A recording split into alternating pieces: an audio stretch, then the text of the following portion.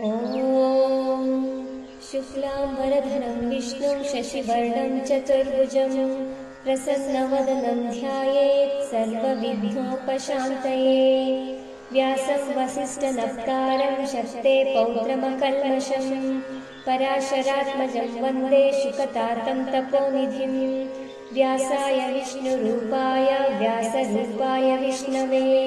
नमो वै ब्रह्मनिधये वासिष्ठाय नमो नमः।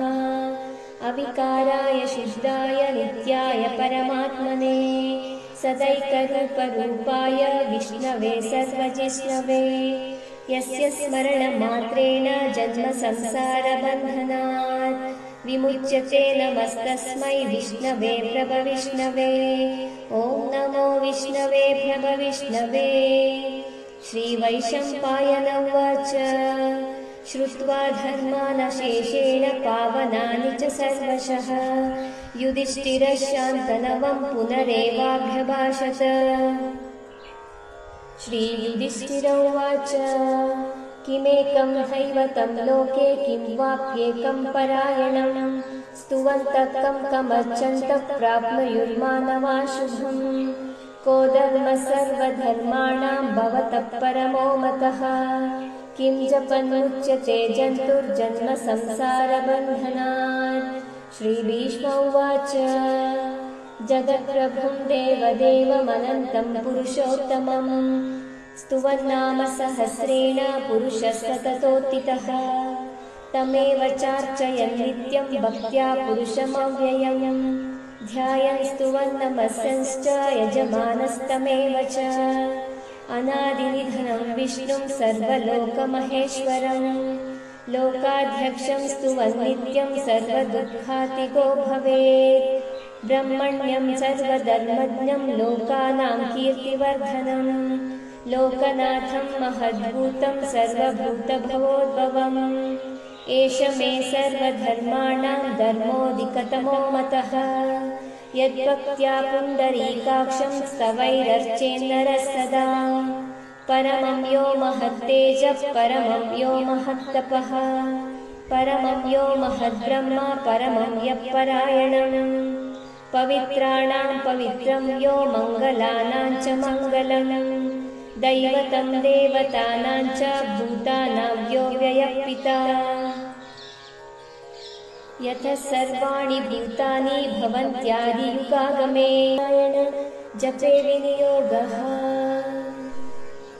अथ ध्यानम् क्षीरोदन्मत्प्रदेशे शुचिमणिविलसत्सैकते मौक्तिकानां मालाक्लुप्तासनस्तस्फटिकमणिनिभैर्मौक्तिकैर्मण्डिताङ्गः शुभ्रैरभ्रैरदभ्रैरुपरिविरचितैर्मुक्तपीयूषवर्षैः आनन्दीन पुनीयादरिनलिनगदाशङ्कपाणिर्मुकुन्दः। भूपादौ यस्य नाभिर्व्यदसुरनिलश्चन्द्रसूर्यौ च नेत्रे कर्णाभाषाशिरोद्योमुखमपि दहनो यस्य वास्तेयमुक्तिः। अन्तस्तं यस्य विश्वसुरनरकगगो भोगि गन्धर्वदैत्यैः चित्रं रम्यते तं त्रिभुवनवपुषं विष्णुमीशं नमामि। ॐ नमो भगवते वासुदेवाय। शान्ताकारं भुजगशयनं पद्मनाभं सुरेशं विश्वाधारं गगनसदृशं मेघवर्णं शुभांगं लक्ष्मीकान्तं कमलनयनं योगिरुध्यानगम्यं वन्दे विष्णुं भवभयहरं सर्वलोकैकनाथं। मेघश्यामं पीतकौशेयवासं श्रीवत्साङ्गं कौस्तुभोद्भासिताङ्गं पुण्योपेतं पुण्डरीकायताक्षं विष्णुं वन्दे सर्वलोकैकनाथम्। नमः समस्तभूतानामादिभूताय विवृते अनेकरूपरूपाय विष्णवे प्रभविष्णवे।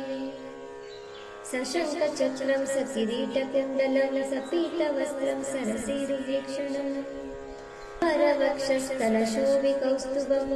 नमामि विष्णुं शिरसा चतुर्भुजं। छायायां पारिजातस्य हेमसिंहासनोपरि आसीनमम्बुदश्यामं मायताक्षं वलकृतम् चन्द्राननं चतुर्बाहं श्रीवत्साङ्कितवक्षसं रुक्मिणी सत्यभामाभ्यां सहितं कृष्णमाश्रये।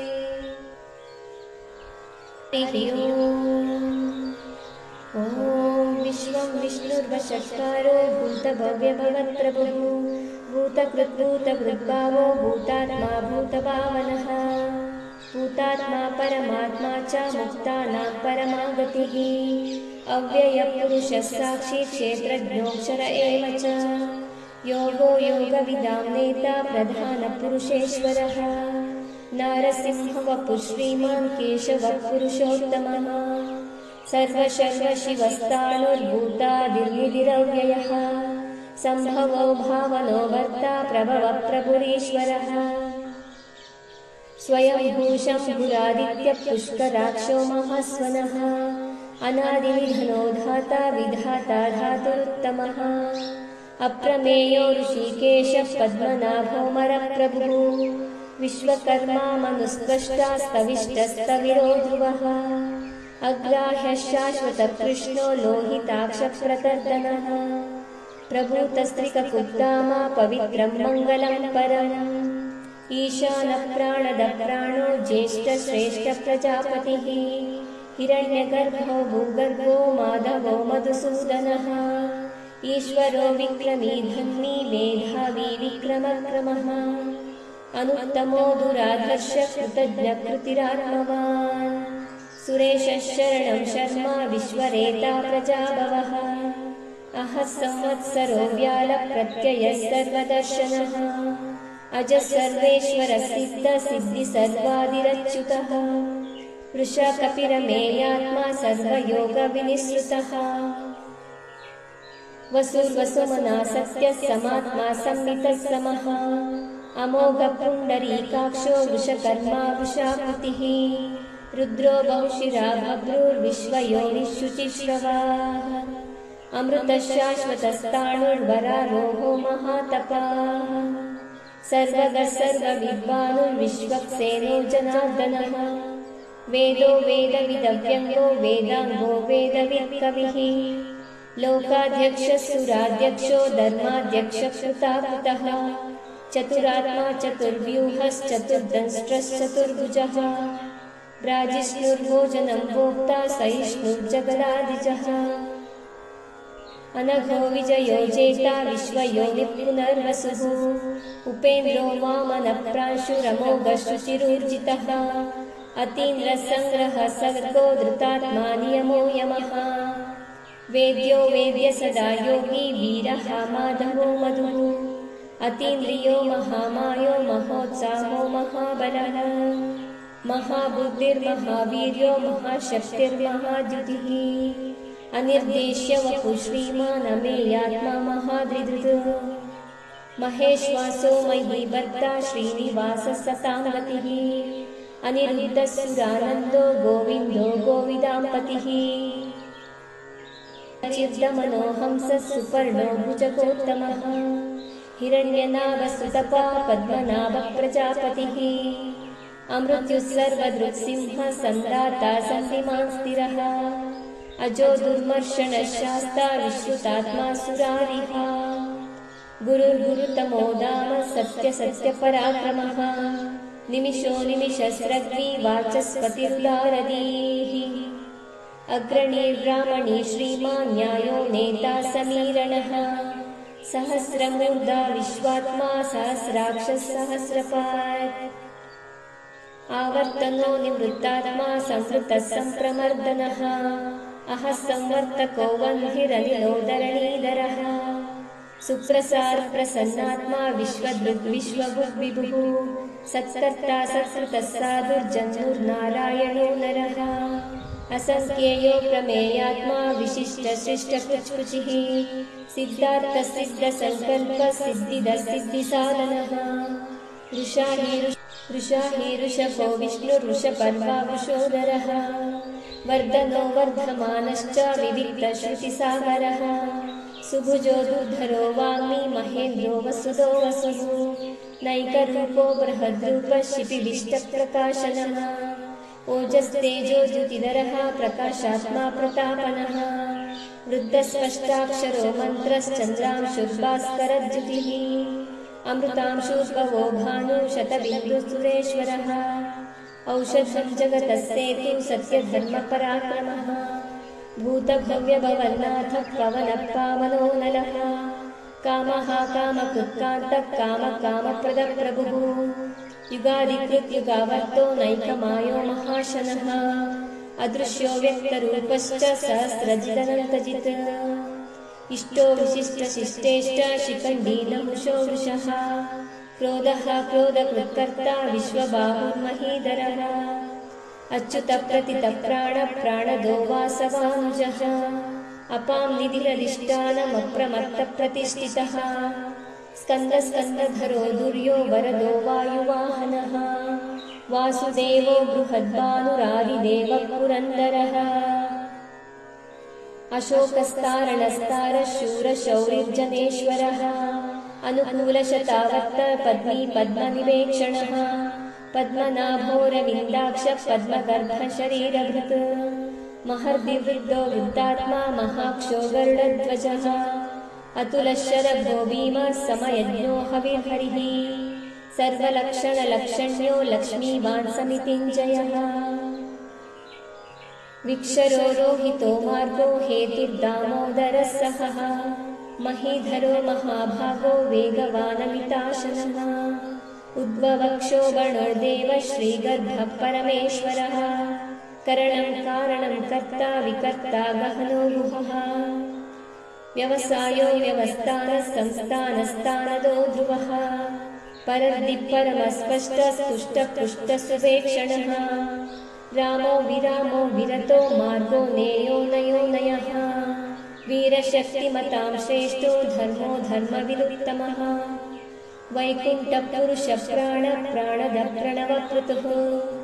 हिरण्यगर्भशत्रुघ्नो व्याप्तो वायुरधोक्षजः ऋतुः सुदर्शनकालः परमेष्टि परिग्रहः उग्रसंवत्सरो दक्षो विश्रामो विश्वदक्षिणः विस्तारस्तावरस्ताणु प्रमाणं बीजमव्ययम्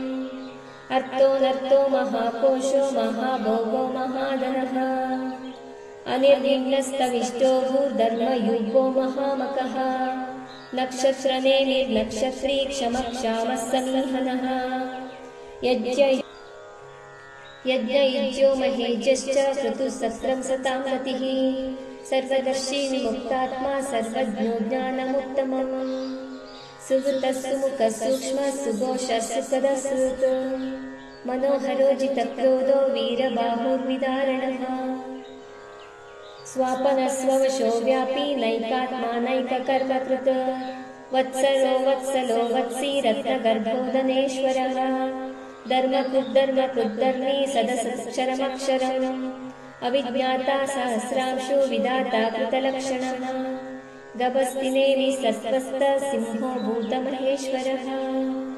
आदिदेवो महादेवो देवेशो देववृद्गुरुः उत्तरो गोपतिर्गोप्ता ज्ञानगम्यपुरातनः शरीरभूतभृद्गोप्ता कपीन्द्रो भूरिदक्षिणः सोमको मृतपः सोमः पुरुजित्पुरुषोत्तमः विनयो जय सत्यसन्धो दाशार्हः सात्वतां पतिः जीवो विनयिता साक्षी मुकुन्दो मितविक्रमः अम्भो निधिरनन्तात्मा महोदधिशयोऽन्तकः अजो महारस्वाभाव्यो जितामित्रप्रमोदनः आनन्दो नन्दनो नन्दः सत्यधर्मात्रिविक्रमः महर्षि कपिलाचार्य कृतज्ञो मेदिनीपतिः त्रिपदस्त्रिदशाध्यक्षो महाशृङ्गकृतान्तकृत् महावराहो गोविन्दः सुषेणः कनकाङ्गदी गुह्यो गभीरो गहनो गुप्तश्चक्रगदाधरः वेदास्वाङ्गोजितः कृष्णो दृढसङ्कर्षणोच्युतः वरुणो वारुणो वृक्षः पुष्कराक्षो महामनाः भगवान् भगः नन्दी वनमाली हलायुधः आदित्यो ज्योतिरादित्यः सहिष्णुर्गतिसत्तमः सुधन्वाकण्डपरशुर्दारुणो द्रविणप्रदः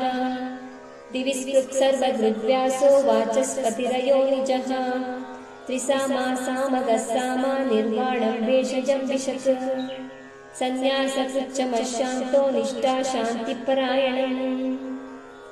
शुभाङ्गशान्तिदस्रष्टा कुमुदकुवलेशयः गोहितो गोपतिर्गोप्ता वृषभाक्षो वृषप्रियः अनिवर्ती निवृत्तात्मा संक्षेप्ताक्षेमकृच्छिवः श्रीवत्सावक्षा श्रीवास श्रीपति श्रीमतांवरः श्रीधर श्रीश श्रीनिवास श्रीनिधि श्रीविभावनः श्रीधर श्रीकर श्रेया श्रीमान् लोकत्रयाश्रयः स्वक्षसङ्गशतानन्दो नन्दिर्ज्योतिर्गणेश्वरः विजितात्मा विधेयात्मा सत्कीर्तिश्चिन्न संशयः उदीर्ण सर्वतश्चक्षुरनीश शाश्वतस्थिरः भूषयो भूषणो भूतिर्विशोकशोकनाशनः अर्चिष्मानर्चितकुम्भो विशुद्धात्मा विशोदनः अनिरुद्धो प्रतिरतः प्रद्युम्नो मितविक्रमः कालनेमिनिहावीरः शौरी शूरर्जनेश्वरः त्रिलोकात्मा त्रिलोकेशः केशवकेशिः हरिः कामदेव कामपालः कामी कान्तकृतागमः अनिर्देश्य वपुर्विष्णु वीरोऽनन्तो धनञ्जयः ब्रह्मण्यो ब्रह्मकृद्ब्रह्मा ब्रह्म ब्रह्मविवर्धनः ब्रह्मविद्ब्राह्मणो ब्रह्मी ब्रह्मज्ञो ब्राह्मणप्रियः क्रमो महाकर्मा महातेजमहोरगः महाक्रतुर्महायज्वा महायज्ञो महाहविः स्तव्यस्तवप्रियस्तोत्रं स्तुतिस्तोतारणप्रियः पूर्णपूरयिता पुण्यकीर्तिरनामयः मनोजवस्तीर्थकरो वसुदेता वसुप्रदः वसुप्रदो वासुदेवो वसुरसमनाहविः सद्गतिस्सत्कृतिस्सत्ता सद्भूतिस्सत्परायणः शूरसेनो यदुश्रेष्ठः सन्निवाससुयामुनः भूतावासो वासुदेवः सर्वासुनिलयो नलः दर्पः दर्पदो दृप्तो दुर्धरोता पराजितः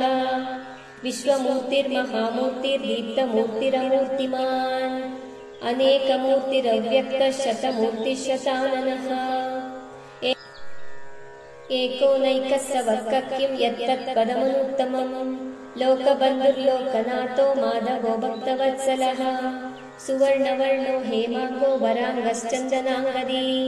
वीरः विषमः शून्यो वृता क्षीरश्चलश्चलः अमानी मानदो मान्यो लोकस्वामी त्रिलोकधृत् सुमेधा मेधजो धन्यः सत्यमेधाधराधरः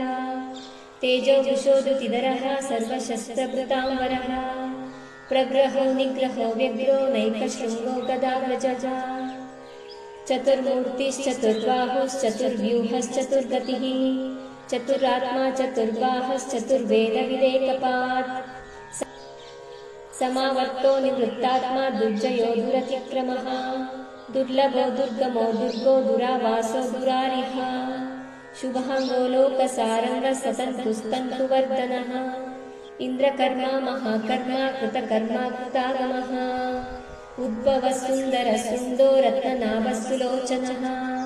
अर्को वाजस्सनः शृङ्गी जयन्तः सर्वविजयी सुवर्णबिन्दुरक्षोभ्यः सर्ववागीश्वरेश्वरः महाह्रदो महागर्तो महाभूतो महानिधिः कुमुदकुन्दरकुन्दः पर्जन्यः पावनो निलः अमृतांशोऽमृतवपुः सर्वज्ञः सर्वतोमुखः सुलभः सुहृतसिद्धः शत्रुजिच्छत्रुतापनः न्यग्रदोदुम्बरोऽश्वत्थश्चाणुरान्ध्रनिषूदनः सहस्रार्ची सप्तजिह्वः सप्तैधा सप्तवाहनः अमूर्तिरनगोचिन्त्यो भयकृद्भयनाशनः अणुबृहत्कृशस्थूलो गुणबृन्निर्गुणो महान् अधृतस्वधृतस्वास्य प्राङ्वंशो वंशवर्धनः भारभृत्कथितो योगी योगीशः सर्वकामदः आश्रमश्रवणक्षाम सुपर्णो वायुवाहनः धनुर्धरो धनुर्वेदो दण्डो दमयितादमः अपराजितः सर्वसहो नियन्ता नियमो यमः सत्त्ववान् सात्विकः सत्यधर्मपरायणः अभिप्रायप्रियार्होः प्रियकृत्प्रीतिवर्धनः विहाय स गतिर्ज्योतिसुरुचिर्हृतभुविभुः रविर्विरोचनः सूर्यः सविता रविलोचनः अनन्तो हुतभुग्भोक्ता सुखदो नैकजोग्रजः अनिर्विण्णः सदामर्षि लोकाधिष्ठानवद्भुतः सनातनतमः कपिलः कपिरव्ययः स्वस्तिदस्वस्तिकृत् स्वस्ति स्वस्ति भुक् स्वस्ति दक्षिणः अरौद्रकुण्डलीचक्री विक्रम्यूर्जितशासनः शब्दातिगः शब्दसः शिशिरः शर्वरीकरः अक्रूरप्पेशलो दक्षो दक्षिणक्षमिणाम्बरः विद्वत्तमो वीतभयः पुण्यश्रवणकीर्तनः उत्तारणो दुष्कृतिः पुण्यो दुःस्वप्ननाशनः वीरः रक्षणः सन्तो जीवनपर्यवस्थितः अनन्तरूपोऽनन्तश्रीर्जितमन्युर्भयापहः चतुरश्रो गभीरात्मा विदिशो व्यादिशो दिशः अनादिभूर्भुवो लक्ष्मी सुवीरो रुचिराङ्गदः जननो जनजन्मादिर्भीमो भीमपराक्रमः आधारनिलयो धाता पुष्पहासप्रजागरः ऊर्ध्वगसत्पथाचारा प्राणदप्रणवप्रणः प्रमाणं प्राणनिलयः प्राणभृत् प्राणजीवनः तत्त्वं तत्त्वविदेकात्मा जन्ममृत्युजरातिगः भूर्भुवस्वस्तरुस्तारः सविता प्रपितामहः यज्ञो यज्ञपतिर्यज्वा यज्ञाङ्गो यज्ञवाहनः यज्ञभृत्यज्ञकृत्यज्ञी यज्ञभुग्यज्ञसाधनः यज्ञान्तकृत्यज्ञगुह्यमन्नमन्नाद एव च आत्मयोनि स्वयं जातो वैकानः सामगायनः देवकीनन्दनस्रष्टा क्षितिशपापनाशनः शङ्खबृन्नन्दकी चक्री शाङ्वदन्मा गदाधरः तथाङ्गपाणिरक्षोभ्यः सर्वप्रहरणायुधः सर्वप्रहरणायुध ॐ नमः इति वनमाली गदीशाङ्गी शङ्की चक्री च नन्दकी श्रीमन्नारायणो विष्णुर्वासुदेवोऽभिरक्षतु वनमाली गदीशाङ्गी शङ्की चक्री च नन्दकी श्रीमन्नारायणो विष्णुर्वासुदेवोऽभिरक्षतु वनमाली गदीशाङ्गी शङ्की चक्री च नन्दकी श्रीमन्नारायणो विष्णुर्वासुदेवोऽभिरक्षतु श्रीवासुदेवो विरक्षतु ॐ नमः इति भीष्म उवाच इतीदं कीर्तनीयस्य केशवस्य महात्मनः नाम्नां सहस्रं दिव्यानामशेषेण प्रकीर्तितं य इदं शृणुयात् नित्यं यश्चापि परिकीर्तयेत् न शुभं प्राप्नुयात् किञ्चित् सोमुत्रेण च मानवः वेदान्तगो ब्राह्मणः स्यात् क्षत्रियो विजयी भवेत् वैश्यो धनसमृद्धः स्यात् शूद्रः सुखमवाप्नुयात् धर्मार्थी प्राप्नुयात् धर्ममर्थार्थी चार्थमाप्नुयात् कामानवाप्नुयात् कामी प्रजार्थी चाप्नुयात् प्रजाम् भक्तिमान्यः सदोत्ताय शुचिस्तत्कतमानसः सहस्रं वासुदेवस्य नाम्नामेतत् प्रकीर्तयेत् यश प्राप्नोति विपुलं ज्ञातिप्राधान्यमेव च अचलां श्रियमाप्नोति श्रेयः प्राप्नोत्यनुत्तमम् न भयं क्वचिदाप्नोति वीर्यं तेजश्च विन्दति भवत्यरोगो द्युतिमान् बलरूपगुणान्वितः रोगार्तो मुच्यते रोगात् बद्धो मुच्येत बन्धनात् भयान्मुच्येत गृहीतस्तु मुच्येतापन्नापदः दुर्गाण्यतितरत्याशु पुरुषोत्तमम् स्तुवन्नाम सहस्रेण नित्यं भक्तिसमन्वितः वासुदेवाश्रयो मर्त्यो वासुदेवपरायणः सर्वपापविशुद्धात्मा याति ब्रह्म सनातनम् न वासुदेवभक्तानामशुभं विद्यते क्वचित् जन्म मृत्युजरा व्याधि भयं नैवोपजायते इमं सदीयान श्रद्धा भक्तिसमन्वितः युज्येतात्मसुखशान्ति श्रीधृतिस्मृतिकीर्तिभिः न क्रोधो न च मात्सर्यं न लोभो नाशुभामतिः भवन्ति कृतपुण्यानां भक्तानां पुरुषोत्तमे द्यौसचन्द्रार्कनक्षत्रार्कं दिशो भूर्महो दधीः वासुदेवस्य वीर्येण विधृतानि महात्मनः ससुरासुरगन्धर्वं सयक्षोरगराक्षसं जगद्वशे वर्ततेदं कृष्णस्य चराचरम् इन्द्रियाणि मनोबुद्धि सत्त्वं तेजोबलं धृतिः वासुदेवात्मकान्याहुः क्षेत्रं क्षेत्रज्ञ एव च सर्वागमानामाचारप्रथमं परिकल्पते आचारप्रभवो धर्मो धर्मस्य प्रभुरच्युतः ऋषयः पितरो देवा महाभूतानि धातवः जङ्गमा जङ्गमं चेदं जगन्नारायणोद्भवम् योगो ज्ञानं तथा साङ्ख्यं विद्या शिल्पादिकर्म च वेदाशास्त्राणि विज्ञानमेतत् सर्वं जनार्दनात् एको विष्णुर्महद्भूतं पृथग्भूतान्यनेकशः त्रीन् लोकान्वाप्य भूतात्मा भुङ्क्ते विश्वभुगव्ययः इमं स्तवं भगवतो विष्णोर्व्यासेन कीर्तितम् पठेद्यैच्छेत् पुरुषः श्रेयः प्राप्तुं सुखानि च विश्वेश्वरमजं देवं जगतः प्रभुमव्ययम् भजन्ति ये पुष्कराक्षं न ते यान्ति पराभवम् न ते यान्ति पराभवम् ॐ नम इति उवाच पद्मपत्रविशालाक्षा पद्मनाभसुरोत्तम भक्तानामनुरक्तानां प्रातर्भव जनार्दन श्रीभगवानुवाच यो मां नाम सहस्रेण स्तोतुमिच्छति पाण्डव सोऽहमेकेन श्लोकेन स्तुत एव न संशयः स्तुत एव न संशयः ॐ नम इति व्यासोवाच वासनाद्वासुदेवस्य द्वासितं ते जगत्त्रयम् सर्वभूतनिवासोऽसि वासुदेव नमोऽस्तु ते श्रीवासुदेव नमोऽस्तु ते ॐ नम इति उवाच केनोपायेन लघुना विष्णोर्नाम सहस्रकम् पठ्यते पण्डितैर्नित्यं श्रोतुमिच्छाम्यहं प्रभो ईश्वर उवाच श्रीराम राम रामेति रमे रामे मनोरमे सहस्रनाम तत्तुल्यं रामनामवरानने श्रीराम राम रामेति रमे रामे मनोरमे